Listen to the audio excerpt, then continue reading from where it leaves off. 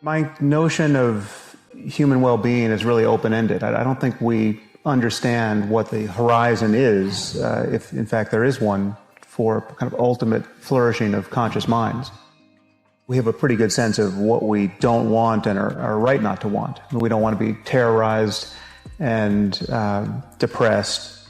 The generic situation we want to find ourselves in more and more is to effortlessly cooperate with creative and happy strangers, right? I mean, there's 7 billion of us. We need institutions and laws and norms and ways of thinking that take the friction out of pleasurable and non-paranoid interaction with strangers.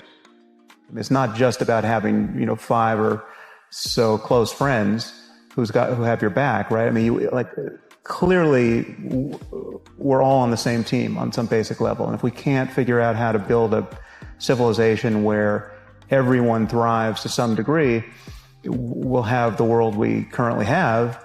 We're in a situation now where I think it's reasonable to worry that our default state of partisanship and tribalism and rational fear of the incompatible aims of other groups and other people is unsustainable in the presence of more and more destructive technology. I think we have to get our act together psychologically and socially in a way that we haven't yet.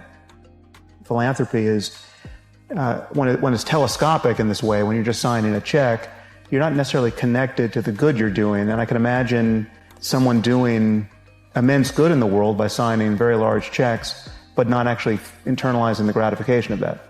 Some level, we have to be aware of the possibility of rowing in 2 boats simultaneously.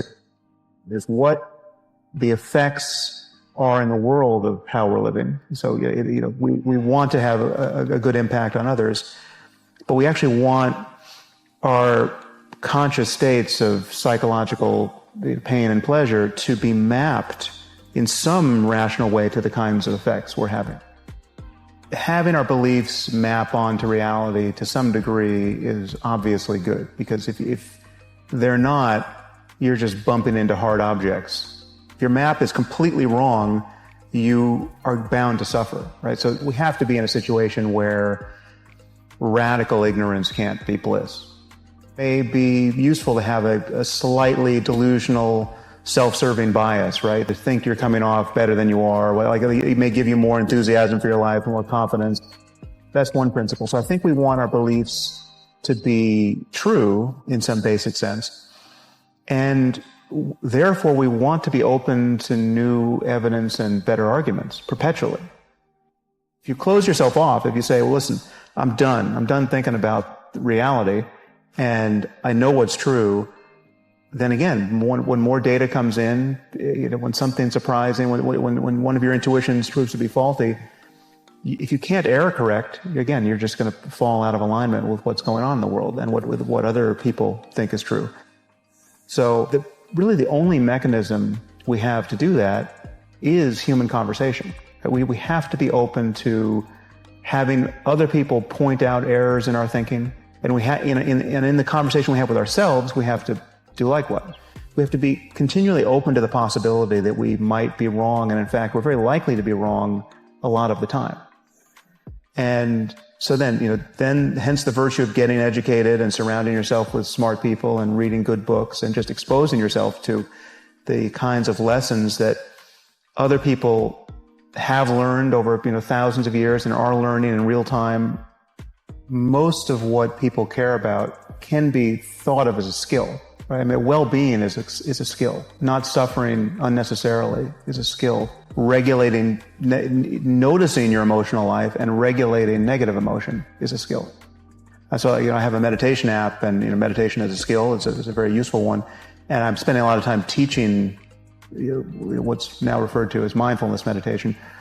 And the moment you begin practicing mindfulness, which is just learning to pay close attention to the nature of your experience. You're not adding anything to your experience. You're just noticing what it's like to be you moment to moment, but in a way that is not reactive. You're not grasping at what's pleasant or pushing what's unpleasant away. Let's say you have a fear of public speaking, right? So you're about to go out on stage and you feel anxiety. The the default state of someone who doesn't want to have that experience is to try to is one to, in advance worry about that experience. I mean, the anxiety is kindled just by the mere thought of what you have to do. Then once you feel the butterflies, you are at war with them.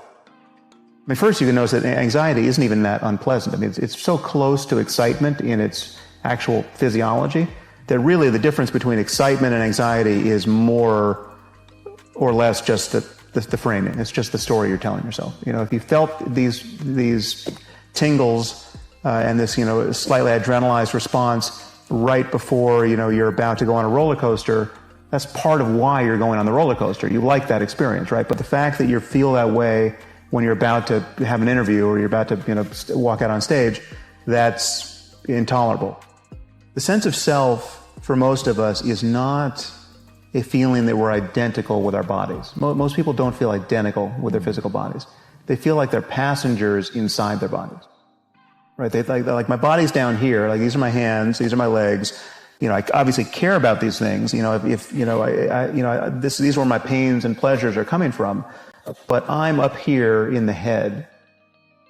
So much of what we're thinking is making us miserable, right? So much of it is unpleasant. So much of it is causing anxiety. You look at your to-do list, you got 50 things on it.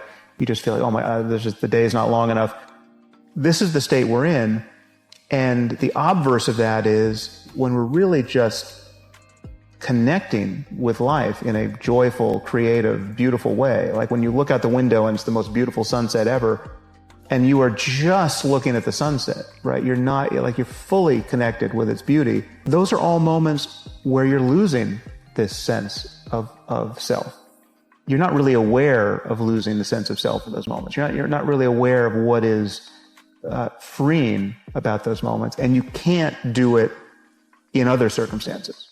What's happening for people, most people, is that they're waiting for the world to give them a good enough reason to just be present, and to be present so fully that they lose their sense of self, right? That they're no longer behind their face, just waiting for something good to happen, right? Or figuring out how to change the experience enough so that, again, they can stop. They're no longer at war. I mean, we're to a greater or lesser degree, we're always at war.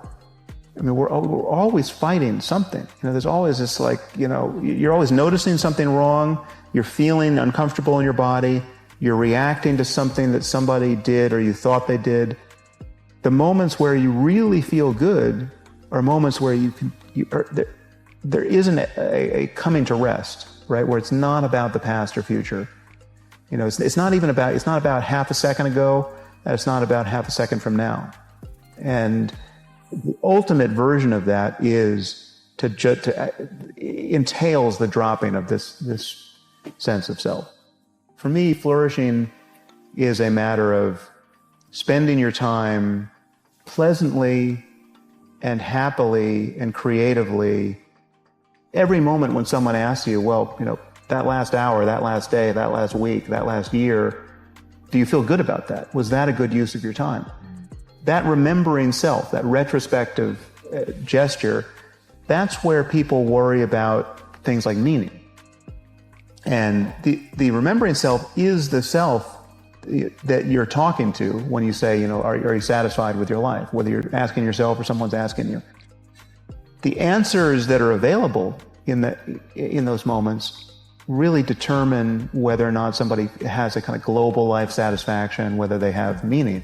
But the experiencing self, the self that is just going moment to moment, feeling pains and pleasure, and just dealing with this very short time horizon, I think that's fundamentally our real self.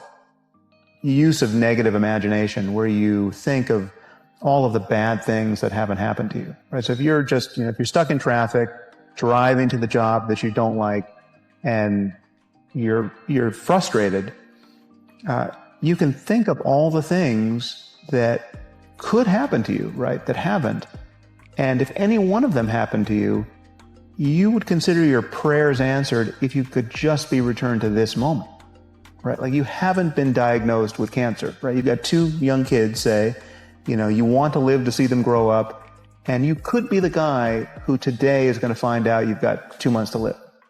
That's just more thinking, but it can have a profound effect. You can reframe your experience in a way that doesn't actually change anything material about your circumstance, and it can let the light in.